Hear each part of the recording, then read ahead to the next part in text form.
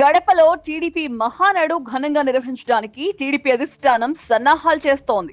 YS కుటుంబానికి కంచుకోటగా ఉంటూ వచ్చిన ఉమ్మడి కడప జిల్లాలో ఇప్పటికే టీడీపీ పాగా వేసింది. 2024 ఎన్నికల్లో జిల్లాలోని 10 అసెంబ్లీ స్థానాలకు గాను కూటమి 7ంటిని కైవసం చేసుకుని జగన్ కు షాక్ ఇచ్చింది. ఇప్పుడు అదే జిల్లాలో లోకేష్ కనుసన్నల్లో మహానాడు నిర్వహణకు ఏర్పాట్లు జరుగుతూ ఉండడంతో ఈ వార్త రాష్ట్ర వ్యాప్తంగా హాట్ టాపిక్ గా మారింది.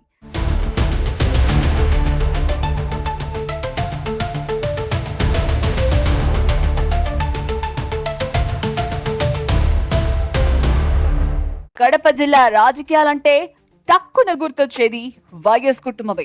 నాటి కాంగ్రెస్ పార్టీ నుంచి నేటి వైసీపీ వరకు అక్కడంతా ఆ కుటుంబానిదే హవా. అందుకు తగ్గట్టే గడిచిన 25 ఏళ్లలో ఉమ్మడి కడప జిల్లాలో తెలుగుదేశం పార్టీకి నామమాత్రంగానే సీట్లు దక్కాయి. 2004లో నుండి 2014 వరకు టీడీపీ పరిస్థితి అగమ్య గోచరంగా మారింది. ఇక 2019లో అయితే మొత్తం 10కి 10 సీట్లు దక్కించుకుని వైసీపీ క్లీన్ స్వీప్ చేసింది. కానీ ఆ తర్వాతే అసలు సీన్ మొదలైంది. జనసేన, బీజేపీ, టీడీపీ పొత్తుతో 2024 అసెంబ్లీ ఎన్నికల్లో ఊహించని విధంగా టీడీపీ పుంజుకుంది. ఉమ్మడి కడప జిల్లాలోని 10 స్థానాలకు గాను 7 చోట్ల కూటమి ఎమ్మెల్యేలు గెలిచారు.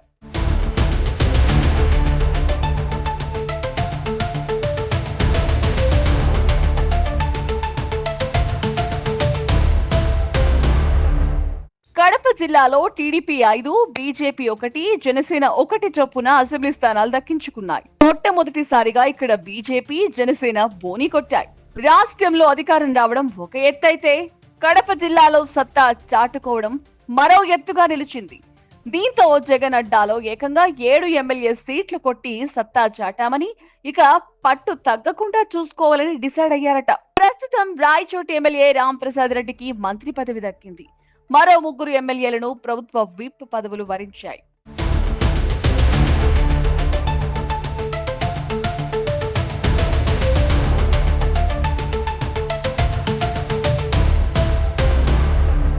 ఇప్పటి వరకు ఒక్కసారి కూడా టీడీపీ ఆవిర్భావ వేడుకలు కడపలో చేయలేదు.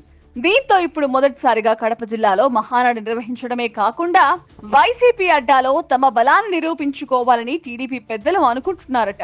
కడపలో మహానాడు నిర్వహించాలని పార్టీ పొలిట్ బ్యూరో నిర్ణయించడం వెనుకున్న మెయిన్ రీజన్ ఇదేనని టీడీపీ వర్గాలు చెప్తున్నాయి. మొత్తానికి అటు తమ బలాన్ని పెంచుకుంటూ ఇటు వైసీపీని ఇక లేవకుండా దెబ్బ కొట్టేందుకు టీడీపీ పెద్దలు సిద్ధమయ్యారు.